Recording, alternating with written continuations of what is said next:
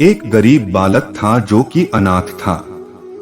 एक दिन वो बालक एक संत के आश्रम में आया और बोला कि बाबा, आप सबका ध्यान रखते हैं, मेरा इस दुनिया में कोई नहीं है, तो क्या मैं यहाँ आपके आश्रम में रह सकता हूँ? बालक की बात सुनकर संत बोले, बेटा तेरा नाम क्या है? उस बालक ने कहा, मेरा कोई नाम नहीं है। तब संत ने उस बालक का नाम रामदास रखा और बोले कि अब तुम यही आश्रम में रहना।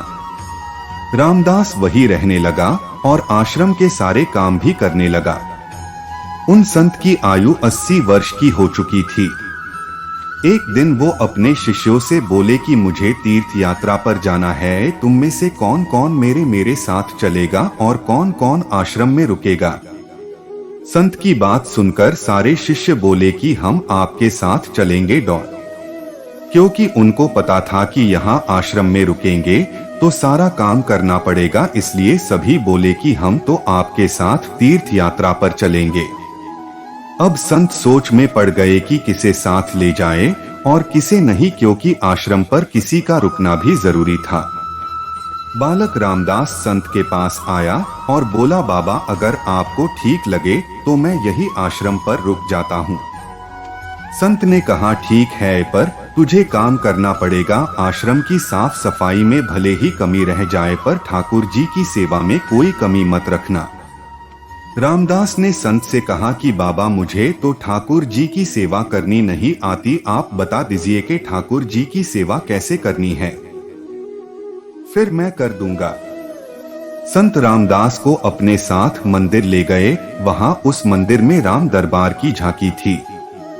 श्री राम जी, सीता जी, लक्ष्मण जी और हनुमान जी थे।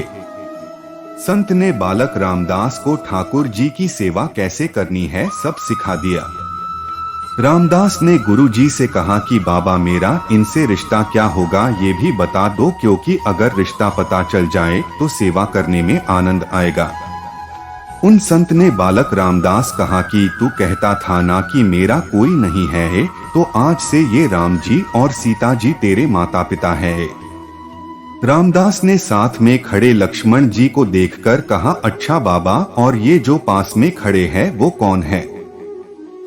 संत ने कहा, ये तेरे चाचा जी हैं, और हनुमान जी के लिए कहा कि ये तेरे बड़े भैया है।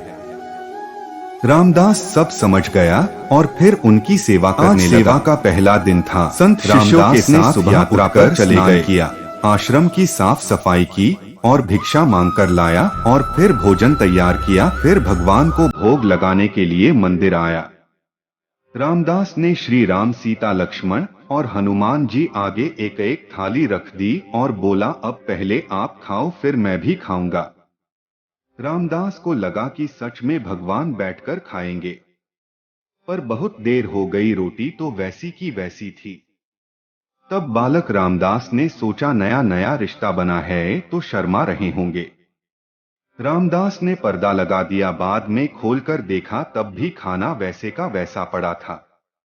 अब तो रामदास रोने लगा कि मुझसे सेवा में कोई गलती हो गई, इसलिए खाना नहीं खा रहे हैं, और ये नहीं खाएंगे तो मैं भी नहीं खाऊंगा और मैं भूख से मर जाऊंगा, इसलिए मैं तो अब पहाड़ से कूदकर ही मर जाऊंगा। रामदास मरने के लिए निकल जाता है। तब भगवान राम जी हनुमान जी को कहते हैं, हनुमान जाओ उस बालक को लेकर आओ और बालक से कहो कि हम खाना खाने के लिए तैयार हैं। हनुमान जी जाते हैं और रामदास कूदने ही वाला होता है कि हनुमान जी पीछे से पकड़ लेते हैं और बोलते हैं, क्या कर रहे हो? रामदास कहता है, आप कौन? हनुमान जी कहते हैं, मैं तेरा भैया हूं, इतनी जल्दी भूल गए। रामदास कहता है, अब आए हो? इतनी देर से वहां बोल रहा था कि खाना खा लो, तब आए नहीं, अब क्यों आ गए? तब हनुमान जी बोले, पिताश्री का आदेश है, अब हम सब साथ बैठकर खाना खाएंगे। फिर राम जी, सीता जी, लक्ष्मण जी, हनुमान जी साक्षात बैठकर भोजन करते हैं। इसी तरह रामदास रोज उनकी सेवा करता और भोजन करता। सेवा करते 15 दिन हो गए। एक दिन रामदास ने सोचा, घर में 5 लोग हैं, सारा काम में ही अकेला करता हूँ, बाकी लोग तो दिन भर घर में आराम करते हैं। मेरे माँ बाप, चाचा, भाई तो कोई काम नहीं करते, सारे दिन खाते रहते हैं। मैं ऐसा नहीं चलने दूंगा। रामदास मंदिर जाता है और कहता है, पिताजी कुछ बात करनी है आपसे। राम जी कहते हैं, बोल बेटा क्या बात है। रामदास कहता है कि घर में मैं सबसे छोटा हूँ और मैं ही सब काम करता हूँ। अब से मैं अकेले काम नहीं करूंगा, आप सबको भी काम करना पड़ेगा। आप तो बस सारा दिन खाते रहते हो और मैं काम करता रहता हूँ, अब से ऐसा नहीं होगा। रामदास जैसे भोले निश्चल भक्तों की भक्ति से विवश होकर भगवान को भी साधारण मनुष्य की तरह जीवन व्यतीत करने आना पड़ता है। जय श्री राम। तो सच ही कहा जाता है कि भगवान भक्त के वश में होते हैं।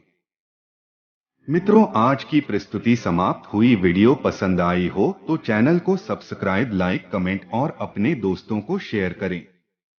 अगर आप भी माता रानी के भक्त हैं तो कमेंट बॉक्स में जय माता दी जरूर लिखें।